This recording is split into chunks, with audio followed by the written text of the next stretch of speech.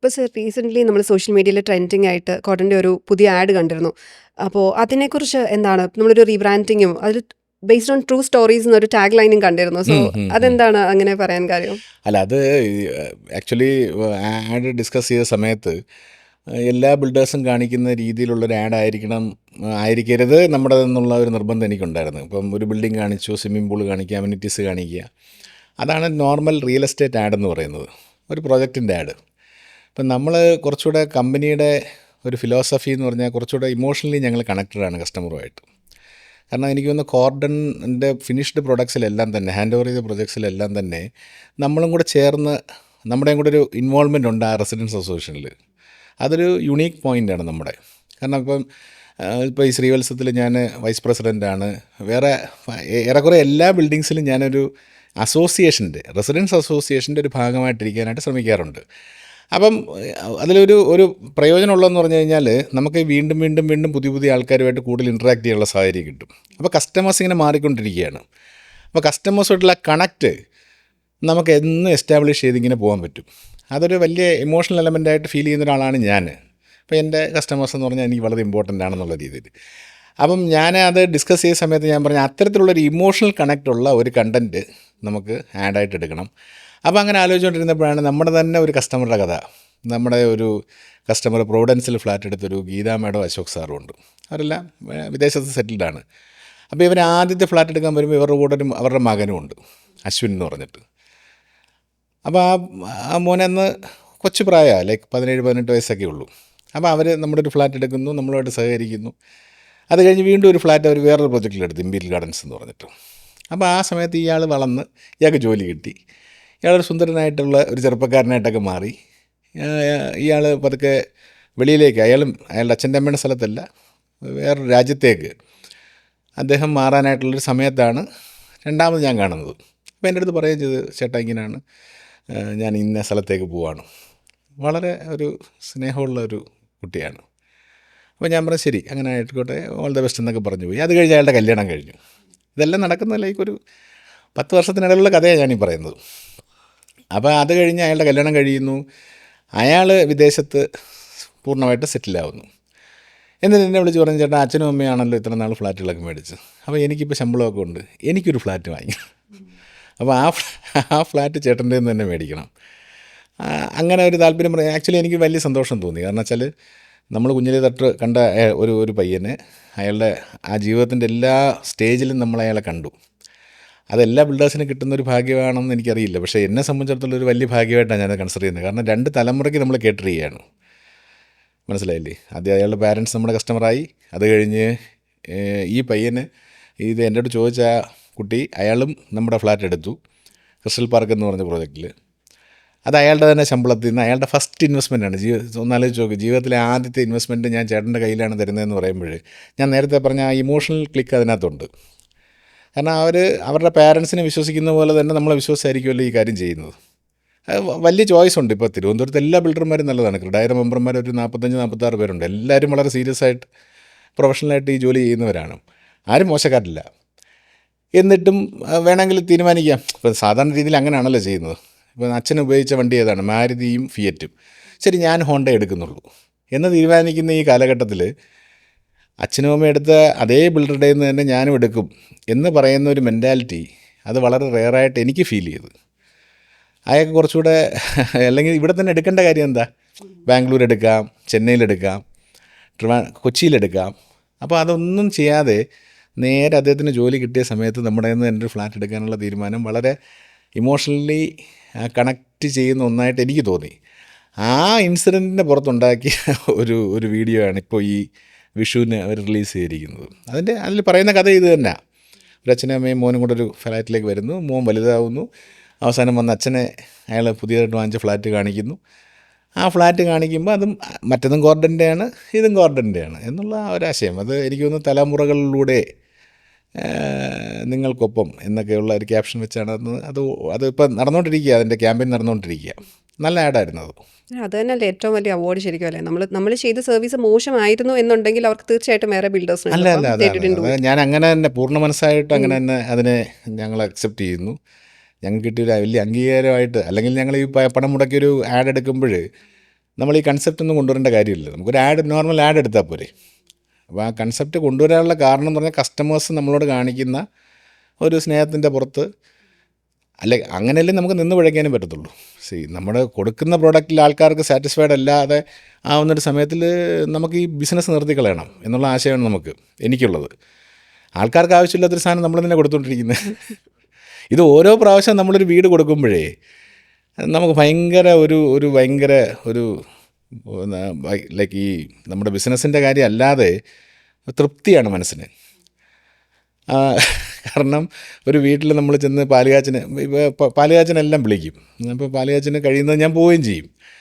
അപ്പോൾ അവരെല്ലാവരെയും കൊണ്ട് പരിചയപ്പെടുത്തും. അവരുടെ അമ്മൂമ്മ, അവരുടെ റിലേറ്റീവ്സ് എല്ലാവരും പരിചയപ്പെടുന്നത് എന്താ, ഇതാണ് നമ്മുടെ വീട് ചെയ്തു തന്ന ആൾ. അപ്പോൾ അവരെല്ലാം വലിയ സ്നേഹമായിട്ട്, കാരണം അവരുടെ ഇപ്പോൾ ഒരു അമ്മയുടെ മനസ്സിലെന്തായിരിക്കും, ഒരു മോളുടെ വീട് ചെയ്തു കൊടുത്തു, എൻ്റെ കുഞ്ഞിനെ ഉപദ്രവിക്കാതെ അല്ലെങ്കിൽ ബുദ്ധിമുട്ടിക്കാതെ അയാൾ ഈ വീട് ചെയ്തു കൊടുത്തു.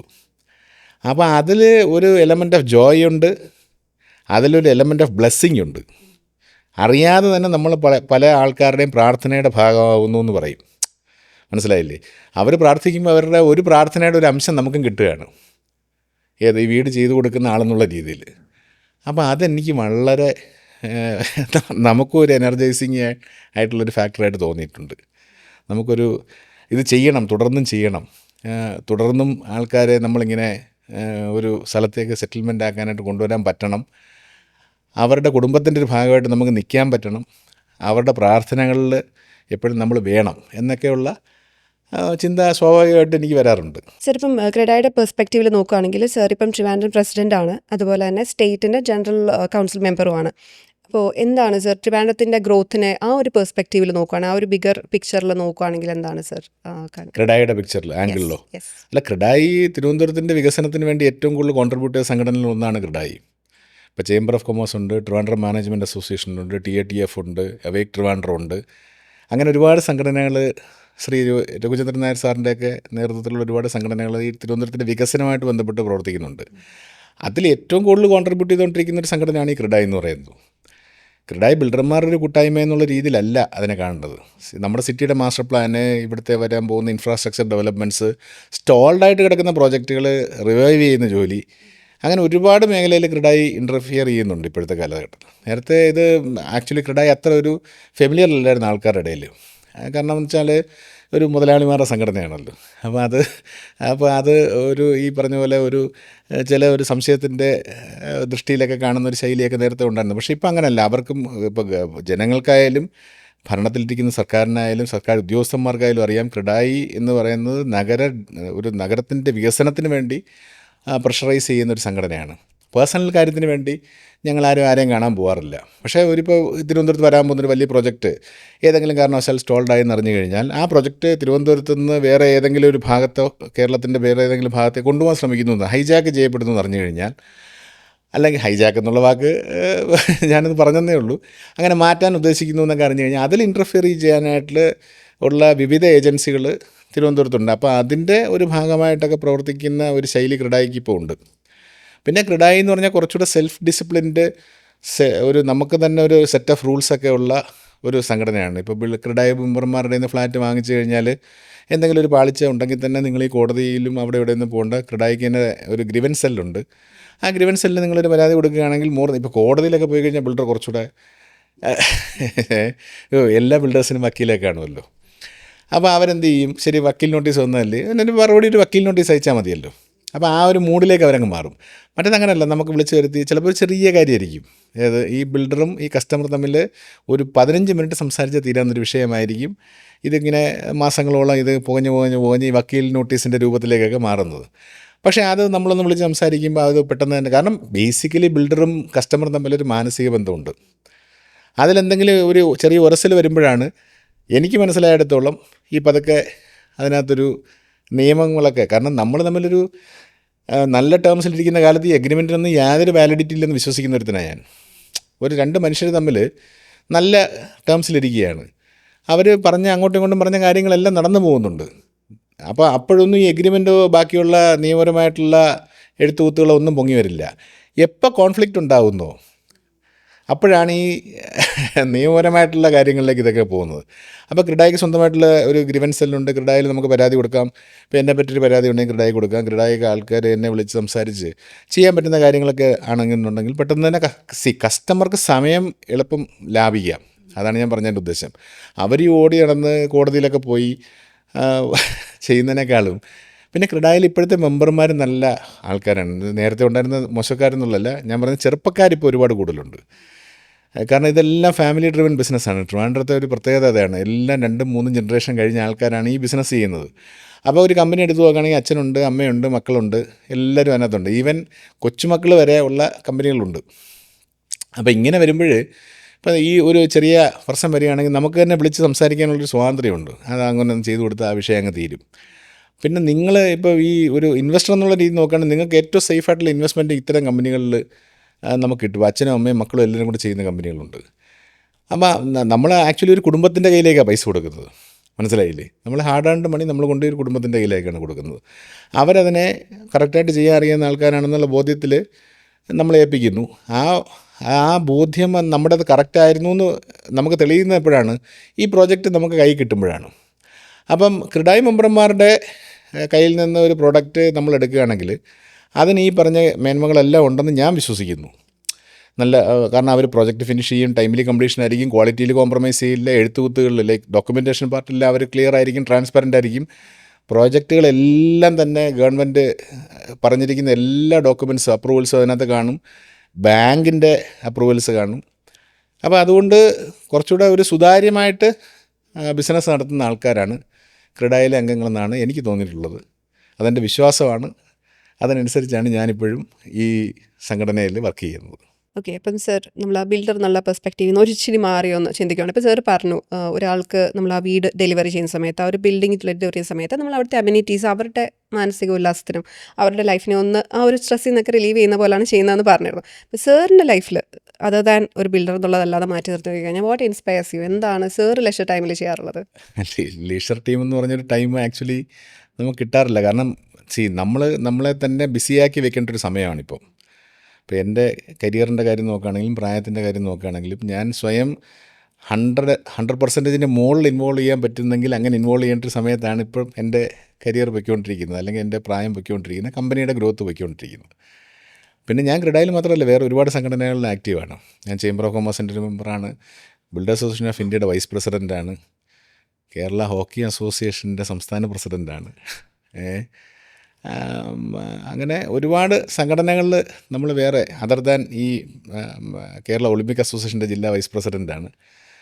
അപ്പം അങ്ങനെ ഒരുപാട് സംഘടനകളിൽ നമ്മൾ ഇൻവോൾവ് ചെയ്യാനുള്ളൊരു സാഹചര്യം നമുക്ക് ഈ നിലവിലുള്ള ഒരു സമയത്ത് കിട്ടുന്നുണ്ട്. അപ്പോൾ അതിൽ 2 ഗുണങ്ങളുണ്ട്. ഒന്ന്, നമ്മൾ വളരെയധികം എൻഗേജ്ഡ് ആയിട്ടിരിക്കും. നമ്മുടെ മനസ്സൊരിക്കലും ഐഡിലാവില്ല. ഈ മനസ്സ് നമ്മൾ ഐഡിയലാവുമ്പോഴാണ് ചെറിയ ചെറിയ പ്രശ്നങ്ങൾ സ്റ്റാർട്ട് ചെയ്യുന്നതെന്നുള്ളതാണ് എൻ്റെ ഒരു വിശ്വാസം. കാരണം നമുക്കൊന്നും ചെയ്യാനില്ല. 5 മണി തൊട്ട് 10 മണി വരെ രാത്രി നമുക്കൊന്നും ചെയ്യാനില്ലെന്ന് വിചാരിക്കുക. അപ്പോൾ അത് പ്രൊഡക്റ്റീവായിട്ട് എങ്ങനെ യൂസ് ചെയ്യണം എന്നുള്ള ഒരു ചിന്ത പലർക്കും ഉണ്ട്. അപ്പോൾ അങ്ങനെ ആൾക്കാർ ജിമ്മിൽ പോകുന്നുണ്ട്, അല്ലെങ്കിൽ അവർ ട്രാവലിൽ പോവും, എവിടെയെങ്കിലും ഹോട്ടലിൽ പോയി ആഹാരം കഴിക്കും. അപ്പോൾ എൻ്റെ കൊച്ചിലെ തൊട്ടുള്ള ഒരു എനിക്ക് സന്തോഷം കിട്ടുന്നത് വെച്ചാൽ ആൾക്കാരുടെ ഇടയിൽ നിൽക്കുമ്പോഴാണ് എനിക്ക് സന്തോഷം കിട്ടുന്നത്. അപ്പം ഞാൻ രാത്രി ഒരു 10-11 മണി വരെയെങ്കിലും ഒക്കെ ആക്റ്റീവായിട്ട് ഈ പറഞ്ഞ എല്ലാ കാര്യത്തിലും ഒരു ഇൻവോൾവ് ചെയ്ത് നിൽക്കാനായിട്ട് ശ്രമിക്കാറുണ്ട്. പിന്നെ ഇതുവഴി കിട്ടുന്ന കോണ്ടാക്ട്സ് വളരെ വലുതാണ്. ഇപ്പം നമ്മളൊരു സംഘടനയിലേക്ക് പോകുമ്പോൾ, അല്ലെങ്കിൽ പുതിയ ആൾക്കാരിലേക്ക് പോകുമ്പോൾ അവരുടെ കോണ്ടാക്ട്സ് എന്ന് ഞാൻ ഉദ്ദേശിക്കുന്നത് അവരുടെ എന്തെങ്കിലും ഒരു സഹായം നമുക്ക് കിട്ടുന്നു എന്നുള്ളതല്ല. ഇവരൊക്കെ ആയിട്ടുള്ള പേഴ്സണലായിട്ട് എടുക്കാൻ പറ്റുമ്പോൾ ഇവരുടെ ജീവിതാനുഭവങ്ങൾ ഇവർ പറയും. ഇവരെല്ലാം തന്നെ ബിസിനസ് ചെയ്യുകയോ അല്ലെങ്കിൽ വേറെ എന്തെങ്കിലും വലിയ ഉദ്യോഗസ്ഥരിൽ നിന്ന് റിട്ടയർ ചെയ്തവരോ വല്ലതും ആയിരിക്കും ഈ സംഘടനകളിലെല്ലാം തലപ്പത്തിരിക്കുന്നത്. അപ്പോൾ ഇവരുമായിട്ട് കൂടുതൽ അടുക്കുമ്പോൾ ഇവരുടെ ഞാൻ നേരത്തെ പറഞ്ഞല്ലോ ജീവിതത്തിലെ അനുഭവങ്ങൾ, അല്ലെങ്കിൽ അവരെങ്ങനെ എന്തെങ്കിലും പ്രശ്നങ്ങൾ വന്നപ്പോൾ അവരെങ്ങനെ ടാക്കിൾ ചെയ്തു, നമ്മളെ ഇവർ അഡ്വൈസ് ചെയ്യും. ബീയിങ് ഒരു മിഡിൽ ഏജ്ഡ് മാൻ, ഒരു ഓൺട്രപ്രണർ എന്നുള്ള രീതിയിൽ നമുക്ക് അവർ ചില അഡ്വൈസുകളൊക്കെ തരും. നിൻ്റെ കമ്പനി നീ ഇങ്ങനെ കൊണ്ടുപോകണം, അല്ലെങ്കിൽ ഈ രീതിയിലായിരിക്കണം ഈ ബിസിനസ് ചെയ്യേണ്ടത്. അപ്പോൾ ഇത്തരത്തിലുള്ള ഒരുപാട് ഫീഡ്ബാക്ക്സ് നമുക്ക് കിട്ടുകയും ചെയ്യും. പ്ലസ് നമ്മുടെ എക്സ്പോഷർ കൂടുകയും ചെയ്യും. അപ്പോൾ നമ്മുടെ എക്സ്പോഷർ കൂടേണ്ട ആവശ്യങ്ങളും നമുക്ക് ബിസിനസ്സുകാർക്കുണ്ട്. കാരണം വെച്ചാൽ നമ്മളൊരു ചെറിയ ഒരു ആംഗിളിൽ ചിന്തിച്ചു കഴിഞ്ഞാൽ ഒരു ബിസിനസ്സും വലുതാവില്ല. കൺവെൻഷനലായിട്ട് എന്ത് ചെയ്തുകൊണ്ടിരിക്കുന്നു, ഞങ്ങൾ ഇത് ചെയ്തുകൊണ്ടിരിക്കുന്നു, ഇത് ചെയ്തതിൽ മാറ്റി നമുക്ക് ഇങ്ങനെ ചെയ്താലോ, അല്ല അത് ഞങ്ങൾക്ക് പറ്റില്ല എന്ന് പറയുന്നൊരു ആറ്റിറ്റ്യൂഡ് ഒരു ബിസിനസ്സുകാരന് നല്ലതല്ലെന്നാണ് ഞാൻ വിശ്വസിക്കുന്നത്. കാരണം വെച്ചാൽ നമ്മൾ പുതിയ പുതിയ ആശയങ്ങളെ വെൽക്കം ചെയ്യാനുള്ള ഒരു മാനസികാവസ്ഥ വേണം. അപ്പോൾ അങ്ങനെ വെൽക്കം ചെയ്യാനുള്ള മാനസികാവസ്ഥ വേണമെങ്കിൽ അത് ചെയ്ത് പരിചയമുള്ള ആൾക്കാരുമായിട്ട് നമുക്ക് മിക്സ് ചെയ്യാനുള്ള സാഹചര്യം കിട്ടണം. അപ്പോൾ അതുകൊണ്ട് ലീഷർ ടൈമിൽ ബിസിനസ്സാണ് എൻ്റെ ലീഷർ. ബിസിനസ് ചെയ്യുക എന്നുള്ളതാണ് നമ്മുടെ ഒരു ലീഷർ ടൈമിൽ നമ്മൾ ചെയ്തുകൊണ്ടിരിക്കുന്നത്. പിന്നെ പേഴ്സണൽ ഡെവലപ്മെൻറ്റ് നമുക്ക് മാനസികമായിട്ട് ഉള്ള ഡെവലപ്മെൻറ്റൊക്കെ ഇത്തരം സാഹചര്യങ്ങളിലേ കിട്ടുകയുള്ളൂ. അങ്ങനെ നമുക്ക് നമ്മളെ സ്വയം ഇമ്പ്രൂവ് ചെയ്യാനും നമ്മുടെ ക്വാളിറ്റി ഓഫ് ലൈഫ് അല്ലെങ്കിൽ quality of A person increase ചെയ്യാനുമുള്ള എന്തെല്ലാം മാർഗ്ഗങ്ങളുണ്ടോ ആ മാർഗ്ഗങ്ങളെല്ലാം തന്നെ നമ്മൾ ഈ വർക്കിൻ്റെ, പിന്നെ ഞങ്ങളുടെ ആ വർക്ക് കഴിഞ്ഞ സമയത്താണ് നമ്മൾ ചെയ്യുന്നതെന്ന് പറയാൻ പറ്റത്തില്ല. കാരണം ഞങ്ങളുടെ വർക്കിന് സമയമില്ല. ഇപ്പോൾ കൺസ്ട്രക്ഷൻ്റെ പ്രത്യേകത അറിയാമല്ലോ, രാവിലെ ഒരു സെറ്റ് ആൾക്കാർ വർക്ക് ചെയ്യും, രാത്രിയിലും വർക്ക് നടക്കുകയാണ്. ഇപ്പോൾ രാവിലെ തട്ടടിച്ച് കമ്പി കെട്ടി എല്ലാം റെഡിയാക്കി നിൽക്കുന്ന സാധനം കോൺക്രീറ്റ് ചെയ്യുന്ന രാത്രിയിലാണ്. അപ്പോൾ ഡേ ആൻഡ് നൈറ്റ് വർക്ക് നടക്കുന്ന ഒരു പ്രൊഫഷനാണ് ഞങ്ങളുടേത്. അപ്പം പൂർണ്ണമായും പ്രൊഫഷനിൽ നിന്ന് ഒഴിവായി നിൽക്കുന്നൊരു സമയമെന്ന് പറഞ്ഞു കഴിഞ്ഞാൽ, കാരണം ഞാൻ നേരത്തെ ആദ്യം പറഞ്ഞ പോലെ തന്നെ ഇതൊരു സിമ്പിളായിട്ടുള്ള ഒരു ബിസിനസ്സല്ല. ഒരുപാട് പേരുടെ ജീവിതം ഇതുമായിട്ട് ഇൻ്റർവീൻഡാണ്. ഒരുപാട് പേരുടെ കച്ചവടം ഇതുമായിട്ട് മിക്സ്ഡാണ്. ഇപ്പോൾ നമ്മളൊരു ഫ്ലാറ്റ് ചെയ്യുമ്പോൾ അതിൻ്റെ കണക്ക് പറയുന്നത് ശരിയാണ്. കണക്ക് പറയുന്നത് വെച്ചാൽ 233 ഓക്സിലറി ഏജൻസീസ് ഇതുമായിട്ട് കണക്റ്റഡ് ആണെന്നാണ്. ഒരു ഫ്ലാറ്റ് പണിയിൽ ഈ കമ്പി ഉണ്ടാക്കുന്ന ആൾ, സിമൻറ്റ് ഉണ്ടാക്കുന്ന ആൾ, ടൈൽ ഉണ്ടാക്കുന്ന ആൾ, ആണി ഉണ്ടാക്കുന്ന ആൾ, സ്ക്രൂ ഉണ്ടാക്കുന്ന ആൾ, പ്ലൈവുഡ് ഉണ്ടാക്കുന്ന ആൾ. അപ്പോൾ ഇങ്ങനത്തെ 233 ഏജൻസികളുടെ ഡെവലപ്മെൻറ്റും കൂടെ ഒരു പ്രോജക്റ്റ് മുഖാന്തരം നടക്കുന്നുണ്ട്. അപ്പോൾ അതിനൊരു സീരിയസ് ആയിട്ടുള്ളൊരു അഫെയറായിട്ട് കാണണം എന്നുള്ള ചിന്തയുള്ള ആൾക്കാരാണ് ഞങ്ങളെല്ലാവരും. അപ്പോൾ അതുകൊണ്ട് നമ്മൾ ആ ലീഷർ ടൈമിൽ എന്ത് ചെയ്യുന്നു എന്ന് പറഞ്ഞാൽ ലീഷർ ടൈമിലും ബിസിനസ് തന്നെയാണ് ചെയ്യുന്നത് ഇൻ എ വേ. അപ്പോൾ സർ 15 വർഷം നമ്മൾ പറഞ്ഞ ഒരു ലോങ് ജേർണിയാണ്. ഇനിയും ഒത്തിരി ദൂരം പോകാനുണ്ട്. അതുപോലെ തന്നെ ഇനി ഒത്തിരി ഫാമിലീസിന് അവരുടെ ഡ്രീം സാധ്യമാക്കി കൊടുക്കാനുണ്ട്. അതുപോലെ തന്നെ അമ്യൂണിറ്റീസ് സാർ പറഞ്ഞ പോലെ തന്നെ അവർക്ക് വേണ്ടിയാണ് സാർ ബിൽഡ് ചെയ്യുന്നതെന്ന് പറഞ്ഞു. അപ്പോൾ അങ്ങനത്തെ കാര്യങ്ങൾ ഇനിയും നടക്കട്ടെ, ജനറേഷൻസിനെ കണക്ട് ചെയ്യാൻ പറ്റട്ടെ, ലെഗസി മുന്നോട്ട് നന്നായി തന്നെ പോകട്ടെ. താങ്ക് യു സോ മച്ച് ഇന്ന് ഞങ്ങളോട് സംസാരിച്ചതിന്. Very thank you for giving me this opportunity. എനിക്കിതൊരു സംസാരിക്കുന്നതായിട്ട് തോന്നിയുള്ളൂ. ഇതിൽ ആദ്യം പറഞ്ഞ പോലെ ഇൻ്റർവ്യൂ ആയിട്ടൊന്നും തോന്നിയില്ല. വളരെ സിമ്പിളായിട്ട് സംസാരിച്ച് ചോദ്യങ്ങൾ ചോദിച്ചു, മറുപടി പറഞ്ഞു, അറിയാവുന്ന കാര്യങ്ങൾ പറഞ്ഞു. താങ്കൾക്ക് എൻ്റെ എല്ലാ നന്ദിയും സ്നേഹവും ഉണ്ട്. കാരണം വളരെ ഭംഗിയായിട്ട് താങ്കൾ ഇത് പ്രസൻറ്റ് ചെയ്തു. എനിക്കും ഒരു ആശ്വാസം ചെറുതായിട്ട് കിട്ടിയിട്ടുണ്ട്. എനിക്കും സാറിൻ്റെ കഥ കേൾക്കാൻ പറ്റിയാൽ വളരെ വളരെ സന്തോഷം. കോട്ടൻ്റെ സ്റ്റോറി കേൾക്കാൻ പറ്റിയാൽ, അതിനെ പാകാൻ പറ്റിയാൽ വളരെയധികം സന്തോഷം. Thank you.